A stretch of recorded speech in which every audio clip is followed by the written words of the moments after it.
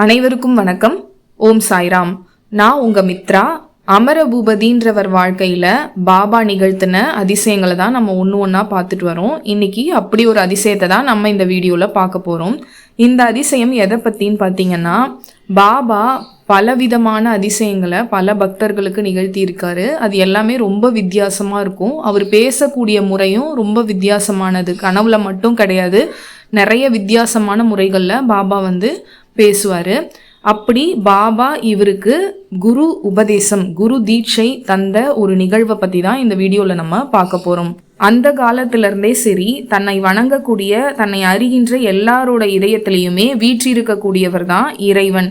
வீணைக்குள்ள எப்படி தெரியாம இசை இருக்கோ, அதே மாதிரி தன்னை வணங்குறவங்க, தன்னை ஜெபிக்கிறவங்க, தன்னை புகழ்றவங்கன்ட்டு எல்லாரோட உள்ளத்திலையுமே தெரியாம இறைவன் இருந்துகிட்டே இருக்காரு. அவரை நம்ம தெரிஞ்சுக்கணும், அவரை உணரணும்னா அது தியானம் செய்யும் போது மட்டும்தான் நம்மளுக்கு அந்த பாக்கியம் கிடைக்கும். அந்த ஞான திருஷ்டி, அவர் நம்ம கூட இருக்கிறது எந்த இறைவன் அப்படின்றதெல்லாம். அந்த இறைவனை புகழ்றதுக்கும் பாடுறதுக்கும் ஜெபிக்கிறதுக்கும் ஏதாவது ஒரு மந்திரம் தேவை. எல்லா தெய்வங்களுக்குமே தனிப்பட்ட மந்திரங்கள் இருக்கு. அந்த மந்திரத்தை பார்த்தீங்கன்னா, ஒரு குரு பீடத்திலிருந்து ஒரு குருவா ஒருத்தர் இருந்து நம்மளுக்கு சொல்லித்தர்றது தான் குரு தீட்சை அப்படின்னு சொல்லுவாங்க. அந்த மாதிரி ஏதாவது ஒரு மந்திரம் கிடைச்சா அதை அதையே ஜெபித்து அதையே புகழ்ந்து நம்ம அந்த இறைவனை வணங்க முடியும். இப்போ உதாரணத்துக்கு ஓம் நம சிவாய அப்படின்றது சிவ மந்திரம். சிவனை அந்த மந்திரத்தை சொல்லி நம்ம வழிபடலாம், புகழலாம். ஓம் சரவணபவ அப்படின்றது முருக மந்திரம். முருகரை நம்ம புகழணும், வணங்கணும்னா அந்த மந்திரத்தை ஜபிக்கலாம். இந்த மாதிரி ஒரு குருவா இருந்து ஒருத்தர் தரக்கூடிய அந்த மந்திரத்தை தான் குரு தீட்சை அப்படின்னு சொல்லுவாங்க.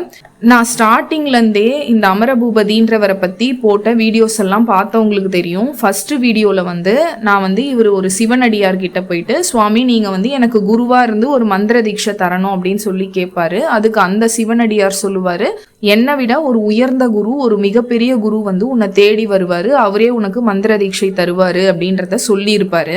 இன்னும் பார்த்தீங்கன்னா அவருக்கு பாபா கிட்ட இருந்து அந்த மந்திர தீட்சை கிடைக்கல. அதனால அதை பாபா கிட்டேயே இவர் ஒரு கோரிக்கையா வைக்கிறாரு. பாபா, இன்னும் நீங்க எனக்கு தீட்சை தரணுன்றது என்னோட விருப்பம், என்னோட ஆசை. எனக்கு நீங்க இன்னும் எந்த மந்திர தீட்சையும் தரல, எனக்கு உங்ககிட்ட இருந்து மந்திர தீட்சை வேணும் அப்படின்னு சொல்லி இவர் ஒரு கோரிக்கையா பாபா கிட்ட வைக்கிறாரு. அவர் பாபா கிட்ட இன்னமும் வேண்டிக்கிறாரு, குரு சிஷ்யனுக்கு உபதேசம் செய்யாம தீட்சை இல்லை, நான் உங்களை நாளும் எண்ணி பூஜை செய்யவும் உங்களோட அருள் மழையில நனையவும் எனக்கு மந்திர தீட்சையை நீங்க தான் தரணும் அப்படின்னு சொல்லி அவர்கிட்ட வேண்டுறாரு. அதுக்கு உடனே பாபா வரம் தர்ற மாதிரி, தீட்சை தானே நானே தர்றேன் அப்படின்னு சொல்லி இவர்கிட்ட சொல்றாரு. இதை கேட்ட அவருக்கு ரொம்ப சந்தோஷம். அந்த மகிழ்ச்சியோடையே பாபா கிட்ட கேட்குறாரு, எப்போ சுவாமி அதுக்கான அருள் செய்வீங்க எனக்கு அப்படின்னு சொல்லி. அது பற்றி உனக்கு என்ன, நான் மந்திரம் உனக்கு தரேன்னு சொல்லிட்டேன், காத்திரு அப்படின்னு சொல்லி பாபாவும் சொல்லிடுறாரு. இவரும் ரொம்ப நாளாக பாபா எப்போ நம்மளுக்கு மந்திர தீட்சை தருவார் அப்படின்னு சொல்லி காத்துட்டே இருக்காரு. ஒரு நாள் பெங்களூர் அல்சூர் ரோட்ல இருக்க ஒரு கோவிலுக்கு இவர் போறாரு. அந்த கோவில் பக்கத்துல தான் இவரோட சகோதரர் ஒருத்தர் கடையும் இருக்கு. அதனால அந்த கடையும் பார்த்துட்டு கோவிலையும் பார்க்கலான்ட்டு கோவில்ல போய் சாமியெல்லாம் கும்பிட்டுட்டு இருக்காரு. அப்ப அந்த கோவில் அர்ச்சகருக்கு பாத்தீங்கன்னாக்கா ஒரு குறிப்பிட்ட மந்திரம், சுவாமிக்கு அவர் அபிஷேகம் அர்ச்சனை எல்லாம் பண்ணும்போது ஏதோ ஒரு குறிப்பிட்ட மந்திரம் அவருக்கு திரும்ப திரும்ப அவர் மனசுல ஓடிக்கிட்டே இருக்கு. அது தொடர்ச்சியா அவருக்கு நிக்காம ஓடிட்டே இருக்கு. என்னதான் அவர் அதை மறக்க நினைச்சாலும் சரி, வேற ஏதாவது ஒரு மந்திரத்தை உச்சரிக்கலாம் சுவாமி முன்னாடி அப்படின்னு நினைச்சாலும் கூட அவரால் முடியவே இல்லை.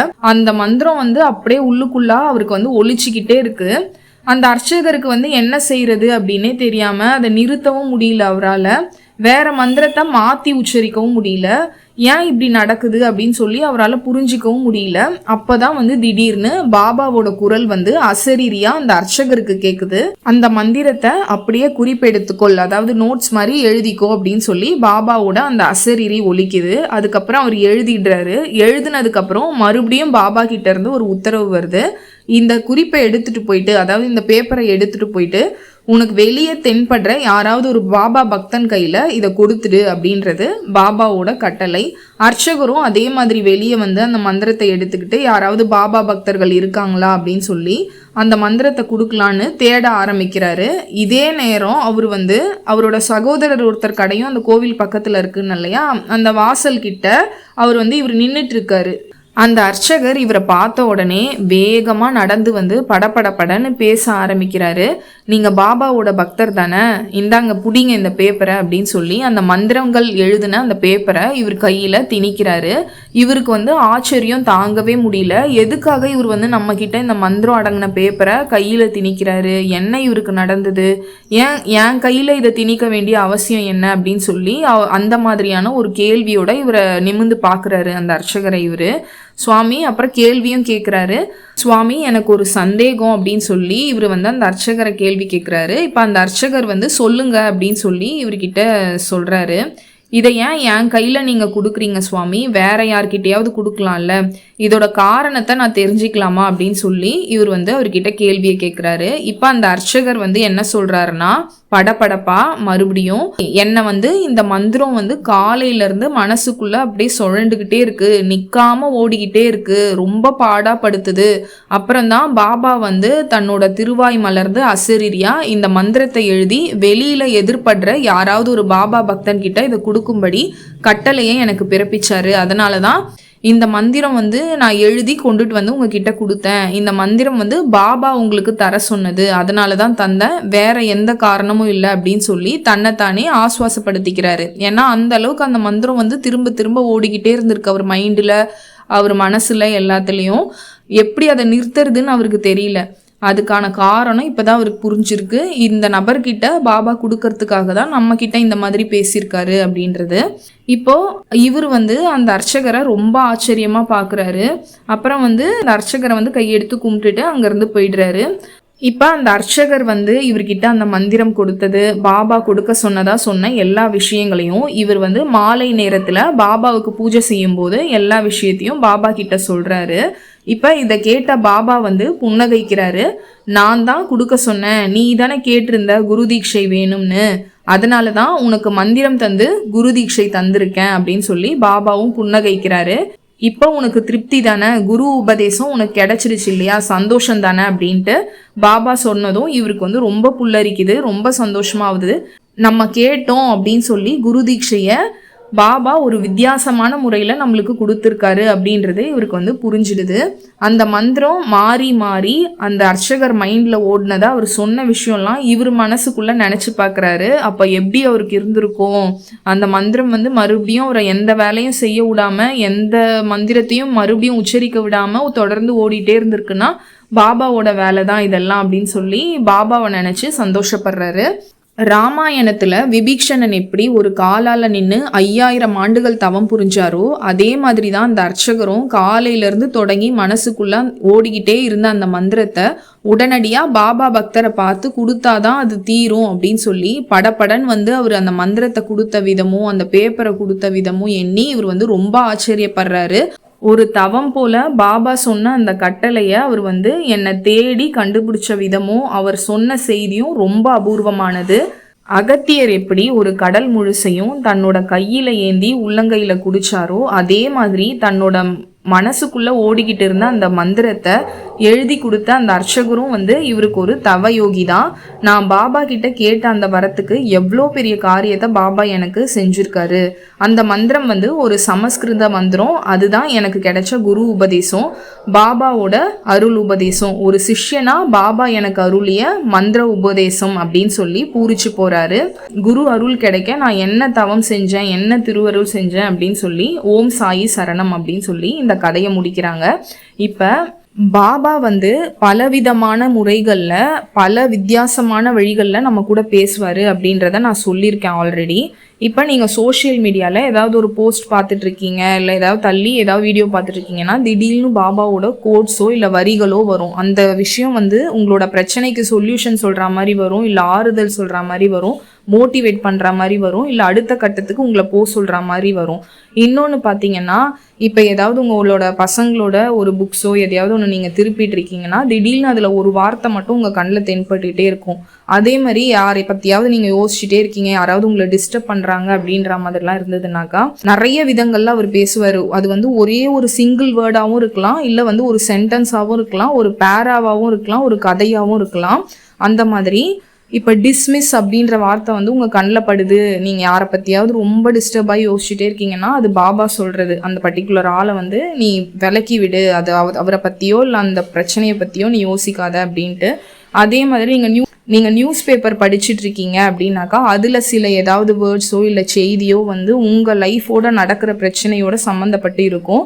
அதே மாதிரி நீங்கள் நாவல் ஸ்டோரிஸ்லாம் படிக்கிறீங்கன்னா அந்த கதை வந்து உங்களை வந்து ரொம்ப மெச்சூர்டாக, இப்போ நீங்கள் வந்து ரொம்ப அம்மா அப்பாவெல்லாம் திட்டுற ஒரு ஆள், இல்லை அடிக்கிற ஒரு ஆள், இல்லை குடிக்கிற ஒரு ஆளுனா குடியால் அழிஞ்ச குடும்பம் அப்படின்னு சொல்லி நீங்கள் அந்த கதை வந்து அந்த டைட்டிலையும் படிச்சிருக்க மாட்டீங்க. நீங்கள் சும்மா கேஷுவலாக படிச்சுட்டு இருக்கும்போது அது வந்து உங்களுக்கு ஒரு விதமான பாதிப்பை ஏற்படுத்தி உங்கள் வாழ்க்கையை மாற்றுற மாதிரி அந்த கதை இருக்கும், உங்களை சேஞ்ச் பண்ணுற மாதிரி.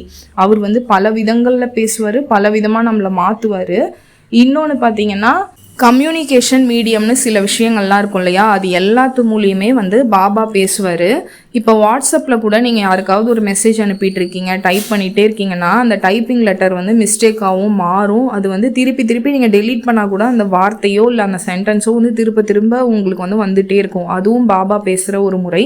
அப்புறம் டிவி, ரேடியோ, அது பாடல், அது மூலமாகவும் அவர் வந்து பேசுவார். இதெல்லாம் வந்து ஸ்பிரிட் கைட்ஸ்ன்னு சொல்லுவாங்க. இதெல்லாம் வந்து இங்கிலீஷில் வந்து ஸ்பிரிட் கைட்ஸ் கம்யூனிகேஷன் அப்படின்னு சொல்லுவாங்க.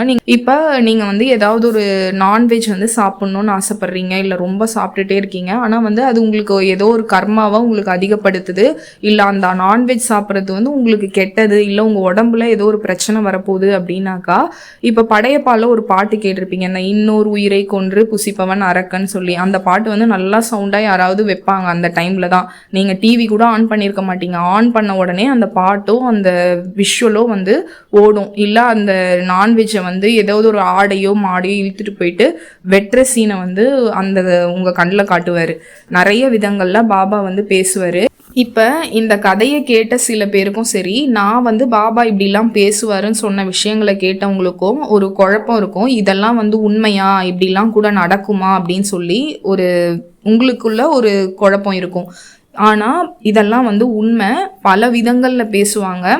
முக்கியமாக இந்த மாதிரி குருமார்கள் அவங்களோட கனெக்ஷன்லாம் உங்களுக்கு கிடைக்கணும்னாக்கா நீங்கள் வந்து தியானம் செய்யணும். அது வீட்டில் கிடையாது, அவங்களோட கோவில்லாம் போகிறீங்க, அவங்க சம்மந்தப்பட்ட இடங்களுக்கெல்லாம் போகிறீங்கன்னா அந்த இடத்துல, அதே மாதிரி மலையெல்லாம் இருக்கு இல்லையா, பெரிய பெரிய மலை, திருவண்ணாமலை, அந்த மாதிரி மலை உச்சிலாம் நீங்கள் கோவிலுக்கெல்லாம் போகிறீங்கன்னா அந்த மாதிரி இடங்கள்லாம் நீங்கள் தியானம் செய்யும்போது அவங்களோட அந்த கனெக்ஷன் வந்து உங்களுக்கு கிடைக்கும். அதே மாதிரி ஜீவ சமாதி அந்த மாதிரி இடங்கள்ல நைட்டு தூங்கணும். ஏன்னா அந்த ஜீவ சமாதியில் இருக்கக்கூடிய அந்த சித்தர்களுக்கெல்லாம் பார்த்தீங்கன்னா ஒரு குறிப்பிட்ட அளவு தூரம் வரைக்கும் அவங்களோட ஆரா வந்து பரவி இருக்கும். அது இரவு நேரத்தில் நம்ம தூங்கும்போது நம்மளோட மைண்டு, பாடி, ஸ்பிரிட் எல்லாமே வந்து அமைதியான ஒரு நிலையில் இருக்கும்போது அவங்களோட வந்து நம்ம கனெக்ட் ஆகும். அன்னையிலேருந்து நம்மக்கிட்ட பேச ஆரம்பிச்சிருவாங்க, வழிகாட்ட ஆரம்பிச்சிருவாங்க.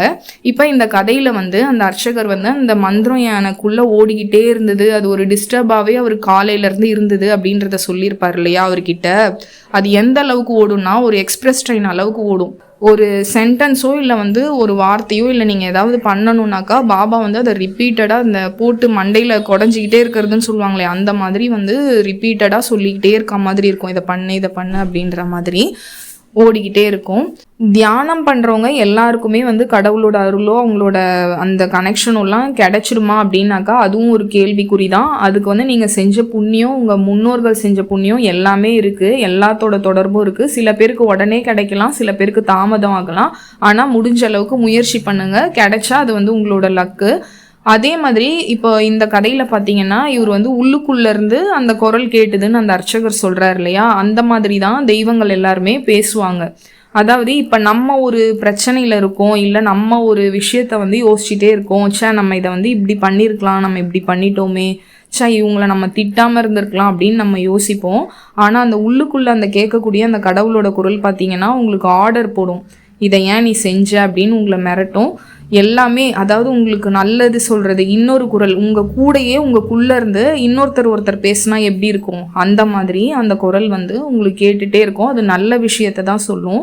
இப்போ இதே வந்து இப்போ ஒரு தீய சக்தி அந்த மாதிரி படம்லாம் பார்த்தீங்கன்னு வச்சுக்கோங்களேன், பேய் பிடிச்சவங்க அவங்க படம்லாம் பார்த்தீங்கன்னா அதில் வந்து அவங்க சொல்லுவாங்க, இந்த மாதிரி என்னை வந்து ஏதோ ஒன்று சொல்லுச்சு, நீ போய் அவனை கத்தியில் குத்திடு, நீ வந்து அவனை போட்டு அடி, நீ வந்து அவன் கையை கிழிச்சிடு அப்படின்லாம் சொல்லிச்சு. நான் அதனால் பண்ணேன்னு சொல்லி அந்த கத்தியெல்லாம் எடுத்துகிட்டு போய் குத்துறவங்களெல்லாம் நீங்கள் பார்த்துருப்பீங்க. அதுதான் வந்து அதே தான், அந்த உடம்புக்குள்ளே அந்த தீய சக்தியோ தீய ஆத்மாவோ வந்துருச்சுன்னா அது கெட்ட விஷயங்களெல்லாம் நம்மளை பண்ண வைக்கும். இவங்க இந்த சித்தர்கள், குரு, தெய்வம் இவங்கெல்லாம் வந்து நம்ம கூட இருக்காங்க, நம்ம உடம்புல இருக்காங்கனாக்கா அவங்க இந்த மாதிரி நல்ல விஷயங்கள் எல்லாத்தையும் சொல்லுவாங்க. இதை நீ பண்ணு, இவனுக்கு உதவி பண்ணு, இந்த வேலையை நீ செய், இது நீ நல்லா பண்ணுவ அப்படின்ற மாதிரி நம்மளுக்கு உள்ளுக்குள்ளேருந்து வழி காமிச்சிக்கிட்டே இருப்பாங்க. இப்போ இந்த வீடியோவில் சொன்ன கதையும் நான் எனக்கு தெரிஞ்ச அளவுக்கு பாபாவை பற்றி சொன்ன விஷயங்களும் உங்களுக்கு பிடிச்சிருக்கும்னு நம்புகிறேன். அடுத்ததாக வேற ஒரு பாபா நிகழ்த்தின அதிசயத்தை நம்ம பார்க்கலாம். நன்றி, வணக்கம், ஓம் சாய்ராம்.